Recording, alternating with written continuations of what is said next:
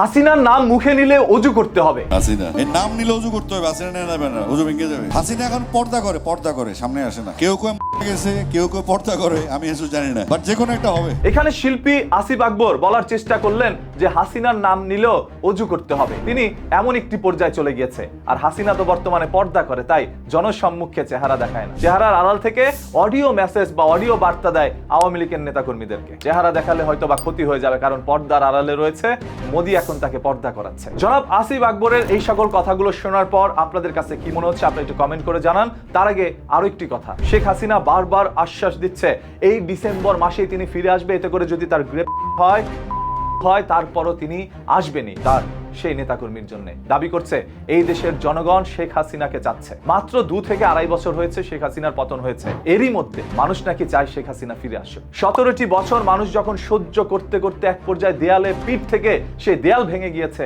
তখনই শেখ হাসিনা দেশ থেকে পালাতে বাধ্য হয়েছে।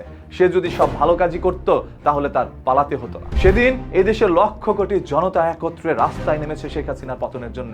আপনারা সেটা ভুলে গিয়েছেন। বর্তমানে দেখছেন জুলাই যোদ্ধা যাদেরকে বলা হচ্ছে, এই সকল জুলাই যোদ্ধাদেরকে প্রকাশ্যে জুলাই বলে আখ্যায়িত করছেন শান্তা ফারজানার মতো কিছু সংখ্যক মানুষ। তারা এখনই বলছে যারা জুলাই আন্দোলন করেছে এরা সবাই জুলাই।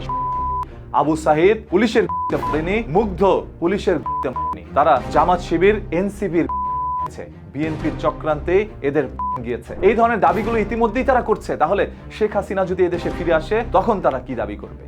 থেকে বের করে এনে তারপর সেই জুলাই যোদ্ধাদেরকে শাস্তি দেওয়া হবে। এই জুলাই যারা করেছেন তাদের জীবনে এক কালো অধ্যায় নেমে আসবে। ইতিমধ্যেই জুলাই আন্দোলনে অংশগ্রহণ করে অনেকের হারিয়েছে, দেখতে পারবে না এই রঙিন দুনিয়া। আর কোনোদিন তার মা বাবার চেহারাটুকু দেখতে পারবেন না সেই সন্তান। এই সব কিছু হারানোর পরেও কি স্বাধীনতা ফিরে পেয়েছে? প্রশ্ন আপনাদের কাছে। শেখ হাসিনা বা আওয়ামী লীগের কাছে যারা জুলাই আন্দোলন করেছে তারা সবাই জুলাই, কিন্তু কিছু সংখ্যক মানুষের কাছে তারা জুলাই যোদ্ধা। এই বাংলাদেশে নতুন এক রাজনীতি দেখার জন্যই তারা রাস্তায় নেমেছিল, শুধুমাত্র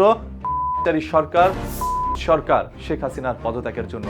আমি আমার এই চ্যানেলের মধ্যে শেখ হাসিনাকে এখনো আর বললাম, কারণ সেটা আপনারাই বলতে বলেছেন। কিন্তু আপনারা নিজেরাই এখন আবার গণমাধ্যমগুলোর মধ্যে প্রকাশিত করছেন সাবেক প্রধানমন্ত্রী। আপনাদের সেই সকল উপস্থাপনাগুলো দেখলে মনে হয় শেখ হাসিনাকে ধরে এনে জোর করে এনে চেয়ারে বসায় দিই, যে আপা আপনি ক্ষমতার চেয়ারে বসেন, আবার ওই দেশটাকে নিয়ন্ত্রণ করেন, আরো 15টি বছর আপনি আপনার মতো করে দেশ চালান। ওই সকল মানুষগুলোর শিক্ষা হয়নি গত 15 বছরে, নতুন করে এদেরকে আবারও শিক্ষা দেন। এটা বলা দরকার, আল্লাহ তাআলার কাছে দোয়া করা দরকার। এটা শুধু আমার কথা না, সাংবাদিক ইলিয়াস হোসেনেরও একই কথা। ঠিকই শেখ হাসিনাকে ফিরিয়ে আনা দরকার ভাই, এদের শিক্ষা হয়নি, নতুন করে শিক্ষা দেওয়া দরকার। শেখ হাসিনা আসবে, আওয়ামী লীগ হাসবে, খুব সন্নিকটে। যেভাবে একের পর এক আশ্বাস দিচ্ছেন গণমাধ্যমে শেখ হাসিনা। সর্বশেষ, দেখা না দিলে বন্ধু কথা কইও না। এর পরবর্তীতে লাইভ আসলে একটু চেহারাটা দেখায়, এই বাংলাদেশের মানুষ আপনাকে দেখতে চায়। আদারওয়াইজ এখন এআই এর যুগ, ভয়েস এআই দিয়েও মারতে পারেন, সেটা শেখ হাসিনা নাও হতে পারে। প্রতিদিনের এই ধরনের ঘটে যাওয়া ঘটনা, দুর্ঘটনা লুকোনো সত্য জানতে পেজটাকে এখনই ফলো করে রাখুন।